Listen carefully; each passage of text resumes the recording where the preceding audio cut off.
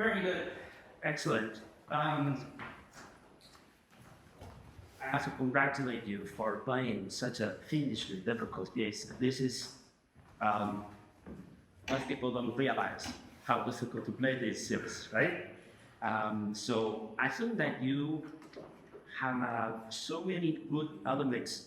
What I really like about your playing is that it's never square. It's never overly vertical. There's a lot of freedom in your play.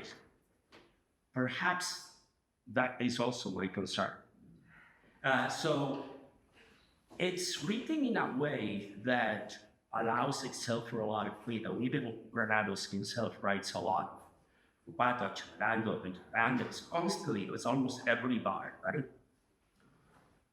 But I would say a lot of what I'm going to say can be personal, but from my point of view, the type of rubato that you're using, being as attractive as it is, it's a little bit more suited to this salon piece kind of. This is, and Granados has that quality in earlier pieces that he composed. But in this suite, I think he's venturing into a more, if you will, modern style. It's not a typical 19th century Saibalo music. It's much more, for use of that word, Spanish. And what do I mean by that? What I'm missing in it is a certain sense of nobility and a certain sense, which he also writes for you here. He goes and tells you in words, this is what he needs to have. And also a larger sense of phrasing, because of your rubato is so personal, and that's a good virtue. I don't want to completely take that away from you. What I warn you is to start questioning or at least reflecting on how I manage the proportions. When he writes poco retardado and you really slam on the brakes, then what is the function of that retardado? When he writes an retardado and you play really fast, can the audience process everything that I'm doing? So it's free. It can be personal for sure. But there are certain musical and kinesthetic concerns that you also have to address. And in general, I would say the rubato in Granados is not like the rubato in Scriabin. It's not even like the rubato in Chopin. It has its own. And I think the reason why he wrote so much, it's simply just to make sure that people were not going to play it overly square, which you don't. So in that moment, I mean, you're right in the middle. So I think he writes con garbo. By the way, I'm using this edition, which I just recommend for all of you. There's an edition by Douglas Arriba, and it's supervised by Alicia de la Rocha. Alicia de la Rocha was a direct student of Frank Marshall. Frank Marshall was a direct student of Granados. That's why your edition is good. I looked at it, it's good. But there are certain details here that Marshall taught Alicia de la Rocha because Granados taught it. So you might want to check that out. Let's start again and think of it in a more grand style kind of playing instead of salon kind of playing.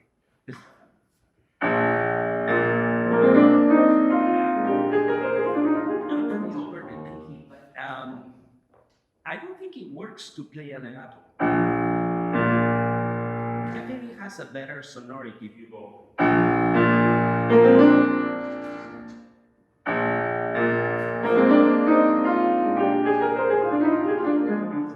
But make sure that you hear every single note in the beginning, like boom. Yeah, I will touch slightly the beginning one. Just if they touch the fingers a little.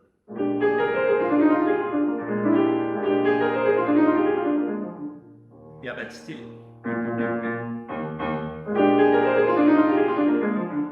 Right. Okay. This is not just an accompaniment, what you play beautifully in terms of sound. Establish something. And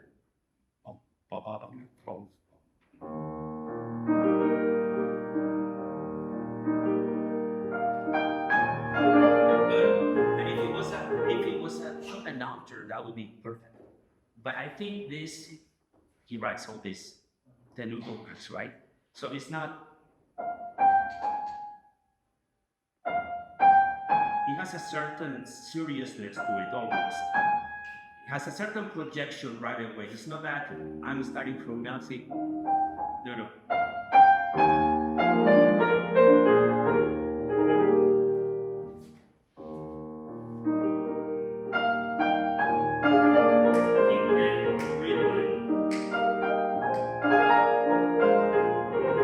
So nothing happened yet. So you have the first statement.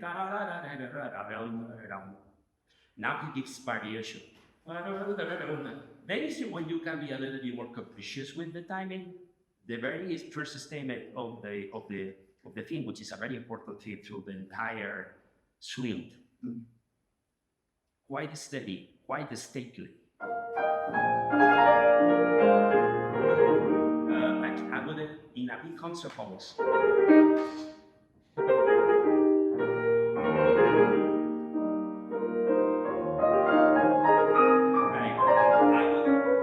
Personally, I would do much more crescendo and much less atuara.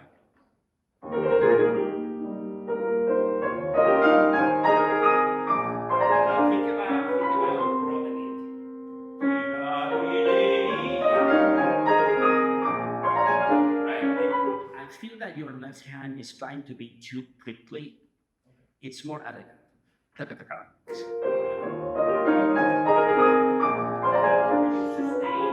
Sustain the sound.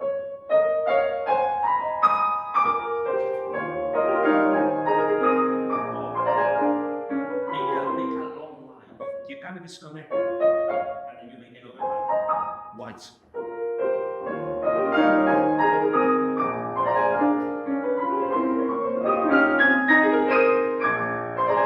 So it's the same idea. You have this statement, and then you have some kind of variation, right? I always think that the first statement should be a little bit more direct in approach, in timing. And then if you want to be more imaginative, in here, he writes, poco creando ma subito, he's telling you, here you can be very free. Nothing here. Yeah, right.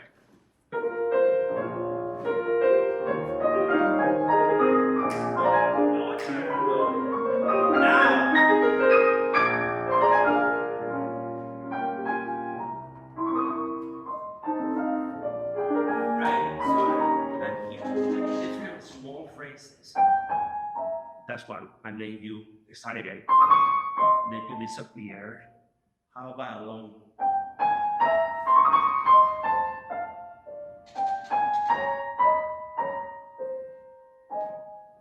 Picture.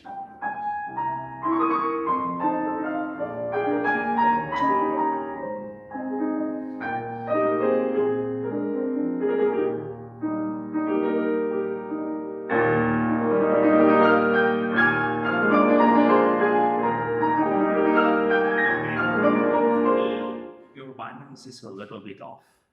I need more of your right hand. You're doing great in the left hand. Maybe, and also it's not just a matter of volume. It's forte, but it's also a different character. It has to have a certain sense of courage to it, a certain sense of mobility. You're kind of cautious about it. There is no cautiousness. So watch your tone, but at the same time, give me like a I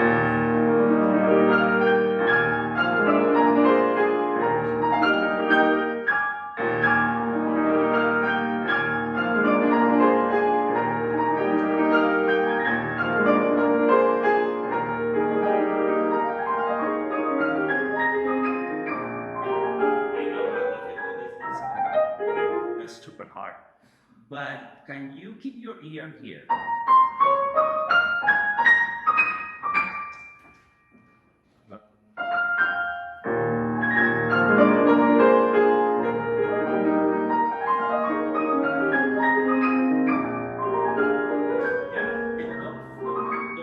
This is metal forte, but I would even do a diminuendo here. I think I would wait to change the color there. Right.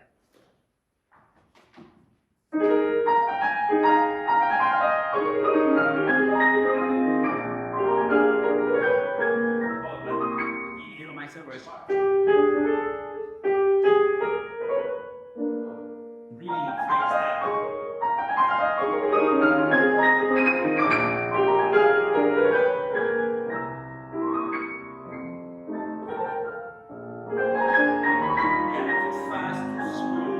So he says a piacere capriccioso, but a little bit more simple. The one thing that we have to remind ourselves sometimes, I think that in many cases, I don't know if my colleagues will agree, but it happens in the musical rock line too. We want to go so much, like it's so beautiful, and we want to make it even more extraordinary.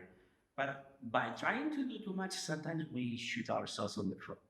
There is a certain beauty in simplicity. Now, I'm not saying it should be square or simple or no, but I think that your reverbandos like reverbandos are so sudden and so much, it doesn't give that kind of.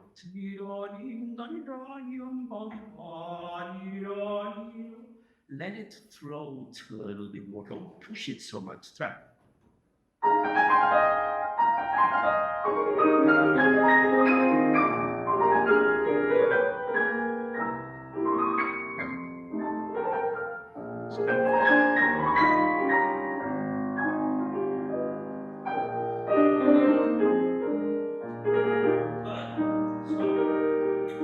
This for me was so much better. It just kind of like breathed, that had a different breath to it. All this crazy stuff, all those ornaments, but even quite close to the surface of the keys. You don't want to bring unnecessary attention to that. So how about from you?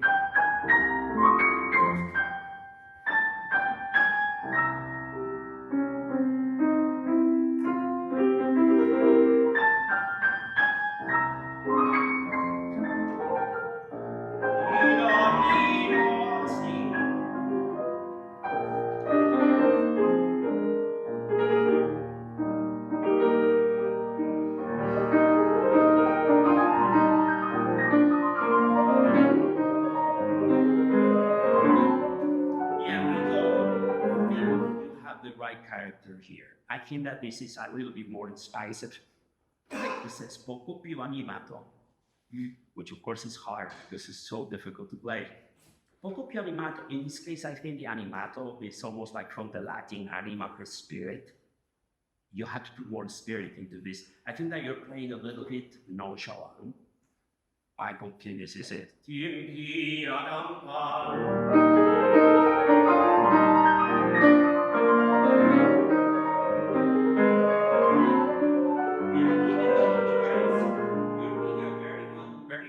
To play and going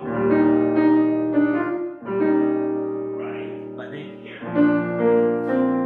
if you want to disconnect, you can, but we still have to have this in the pedal.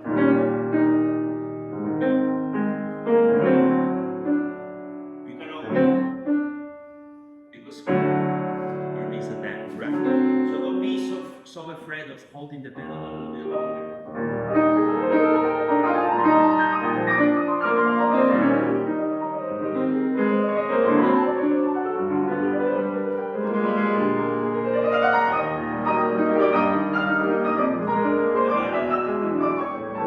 There is not a single staccato in the right hand.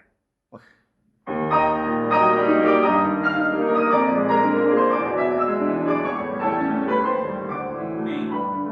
Now, can you do exactly the same thing and don't cut short the last beat of the bar in the left hand every single time? Let us hear everything. I'm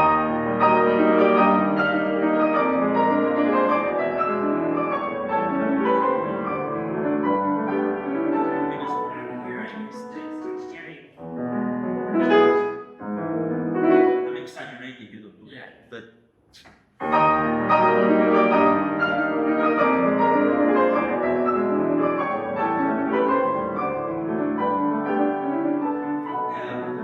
this is already so much better. The reason I said this is because he writes con gallardía. Gallardía is a very difficult word to translate it in English. Maybe it's just that my English doesn't. Gallardía is a mixture between nobility, courage, and elegance. That's why if you go tick, tick, tuck, tuck, tuck, it's not noble, right? I think that your sound for this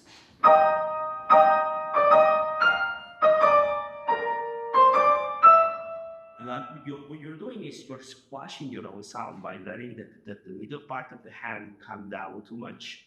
So then the sound doesn't have the brilliance that it is.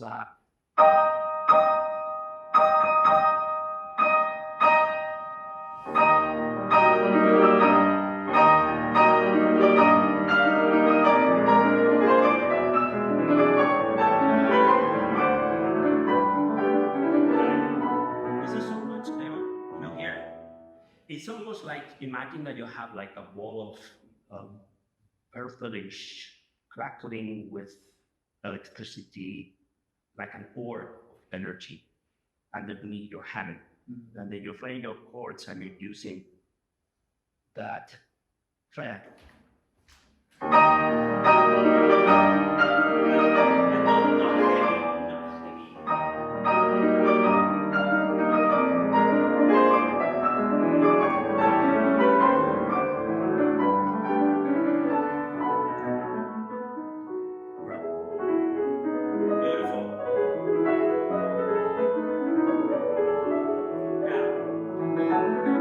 Change of color, beautiful. Could you keep the layers, the living notes in the right hand a little bit too loud? Right. Oh, I see. So I think what will help you, instead of diverting your elbow so much this way, that's rolling the weight into the top line. No.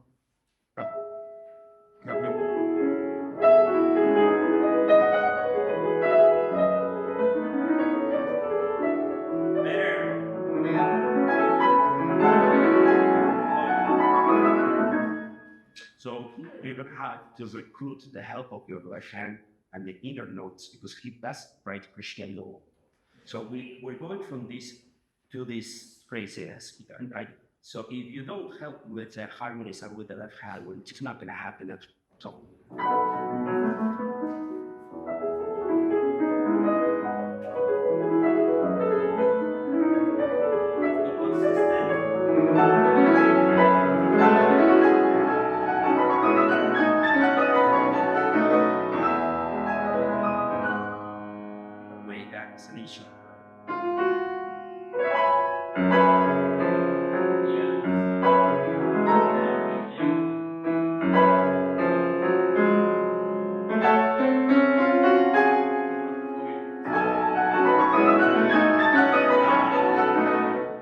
This.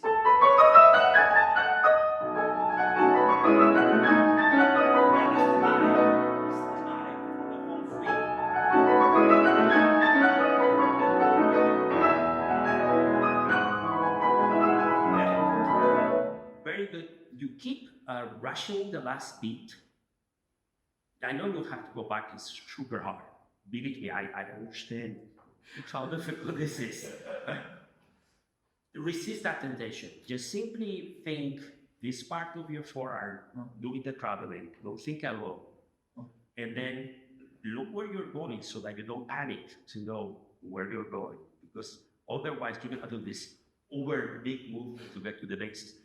You got this. You got this. It's not, you don't have to fight so hard. Okay. Allow your hands to just simply go there.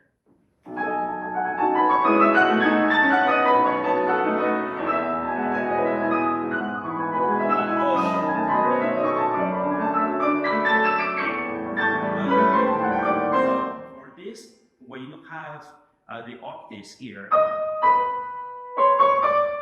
and you have the inner notes moving. If you lower your palm like this, you can't practice those.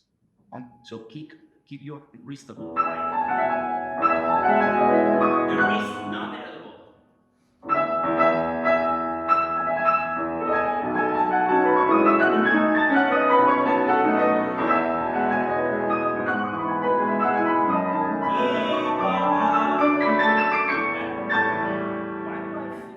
You're listening more to your left hand than you're listening to the melody on the left. Keep your ear on those octaves.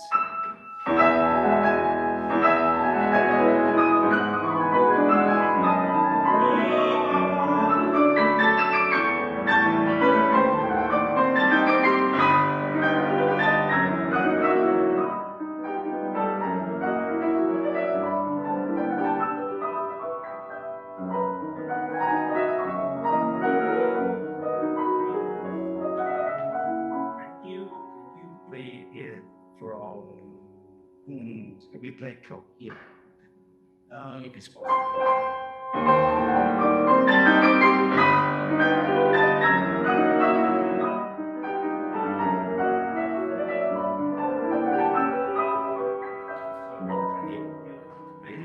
isolation.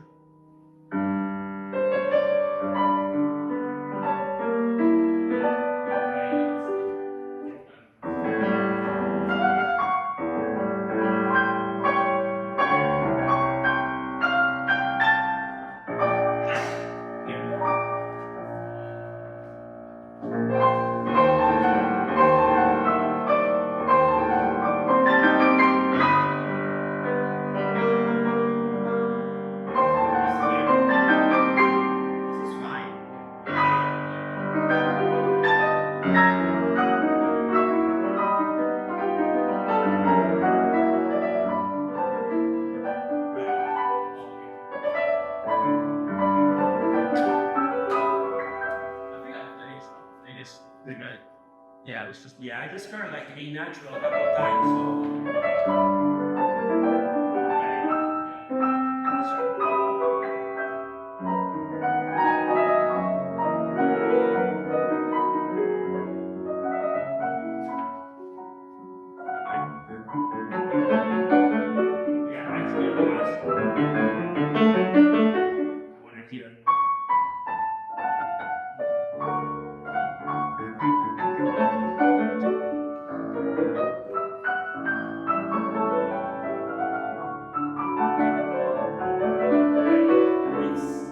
Fast, and the reason it's too fast is because the harmonic rhythm is going quite fast, especially here, that you have like 7 different harmonies there. If you play so fast, we don't have the time to process it. So enjoy those harmonics here and rapid. Oh, you're fine. You're fine. So can you start maybe through there?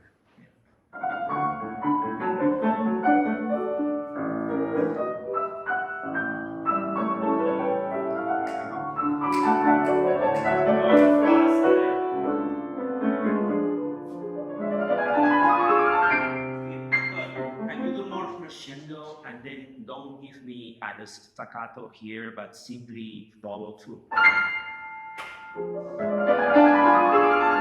it would be nice to hear the crescendo in the right hand.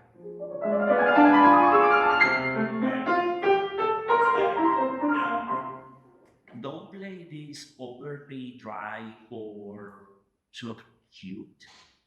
It's written in fortissimo. So it has to have this bounciness of it, but it's not like crazy. All right?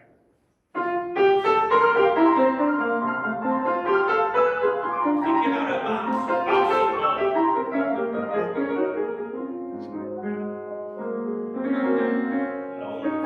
Long phrase. Expansive. Keep noticing here. And all that is not as important.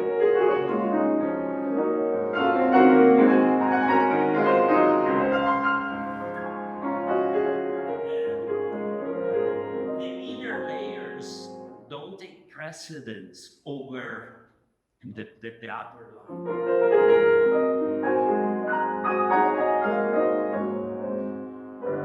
This is the one that is like this. This is the one that is like this, like you play. But not hysterical. Just happy. Yeah. Can you hear when you do that? Can you hear the precise voicing and character for each note, or you're just letting your arms bounce there?